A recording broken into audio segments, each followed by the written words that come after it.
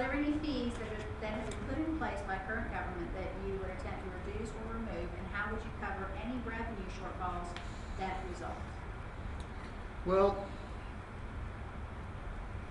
again, I haven't made a detailed study of it. I know that the solid waste fee went up substantially. The stormwater runoff fee went up substantially. But I'm not sure that we have to be able to cover the costs of our services. And when it comes to things like solid waste, we're still not fully covering the cost to the city of what it is that it costs to take trash to the landfill. When I lived in Maryland, and granted it was a rural area, it wasn't an incorporated area, I moved into a house, I called a contractor, I went to the Yellow Pages and I looked up, there was a list of 5 or 6 trash haulers, and I called one and made my own contract. And I'm sure I paid more than I'm paying now, even in Neptune Beach. In 1987, so not even in inflation adjusted dollars, I paid more to have my own trash hauled away. And so, if people want a service that has to be paid for somehow, then the only way we can take it off the city's rolls is to have it all be done privately. Stormwater runoff fee is a little bit more of a dicey issue, because that involves how much impermeable space there is and how much water goes into the drainage system. Although there are ways in creative construction techniques to reduce the amount of unpermeable surface that would then help reduce the runoff fees to the various businesses and homeowners that are paying those fees. But it's my contention that nobody wants to run government at a deficit. Obviously, I know you folks don't. And so, since we're not allowed to spend more than we have, then somehow the costs of those services have to be covered. And it either has to go back to the private sector, or we'll have to find some way to continue, because I don't want to raise fees, obviously. Nobody wants to pay more taxes. My taxes went up 24% in Neptune Beach. And so I was one of those people, mine wasn't a wash. I'm fortunate my property value didn't go down as much as a lot of places did. And so whereas most homeowners in Duval County saw at least a wash in their property taxes because their property value decreased even though the millage rate went up, in my instance, my property taxes actually went up about $300 because I didn't suffer the big loss in property value, and my taxes went up 24%. So yeah, I feel the pain of tax increases and fees. We pay additional fees. We've always paid garbage fees at the beaches communities. And so maybe I come at that a little bit different perspective because of those things, because I have seen this the way it's done in other places. But I firmly believe that the government has to cover the cost of its services, and or they have to have people pay for it in another way. And whether you want to pay a private company to haul your trash away or pay the government to haul your trash away, somebody has to haul the trash away. And so I'm not sure that reductions in those fees or elimination of those fees at this point in time, that's not to say in the future it can't be done, but at this point in time it would be a problematic issue. All right. What is your general view on the granting sole source contracts for goods and services needed by the city? Follow up, is there a specific maximum dollar level above which any contract would already be subject to the RFP process? Well, I am a firm believer in bidding contracts. I feel like if you're going to have a contract, and I mean every business, when I worked at almost any place, you wanted to buy office supplies, you had to get 3 bids or find 3 sources unless there was one place that had already gotten a contract. Pardon me, I'm fighting a little bit of a cold. I sound a little bit like Harrison Huber. But, so I'm a firm believer in bidding contracts. I think that in almost every instance, and there might be one or two where you don't want to, where you don't put a contract out to bid, they would be extraordinarily rare. Now, what was the second part of your question?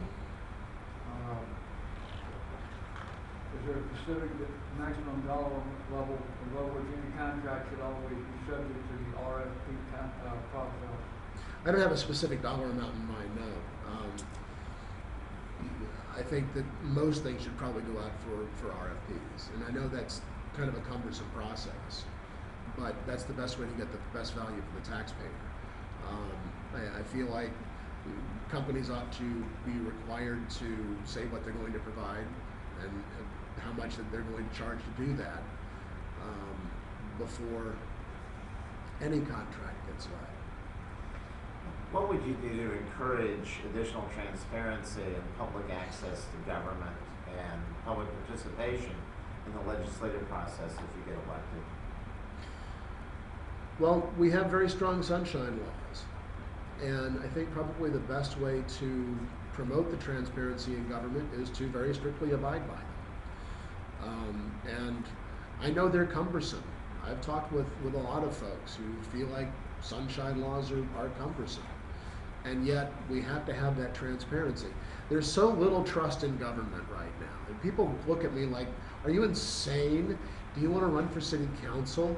Nobody likes city council people. You're going to have half the city angry at you no matter what you do. Because there is so little trust in government. And so the only way we can try to regain that trust is to do everything we can possibly do to make sure that people feel like they've got skin in the game, they've got a stake in what it is that we're doing, and they feel like they know what it is that is going on in City Hall. Now, there's only so much that a city council can do as a body. People like yourselves have to get engaged. I know that you are. You come to the meetings. You know what's going on in the process.